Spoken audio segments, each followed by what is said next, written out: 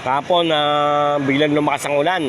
Tingnan mo ngayon, baha. Kaya walang gumagawa ngayon dito. Walang gumagawa ngayon dito, baha. Ayan,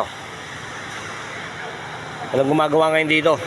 Pagka doon sa likod, dapat doon kung paggagawa yung iba medyo yung nasa sa baba, medyo mamasilyain, pati mga poste. Wala. Kaya lahat ng mga gumagawa doon, mga mason, nandito sa loob din. Kaya dito muna sila, yung mga natitirang pwede masilyan dyan, pinamasilya ko na. Yung iba, pinare-touch ko rito. Yan, pinare-touch ko na rito, yung iba.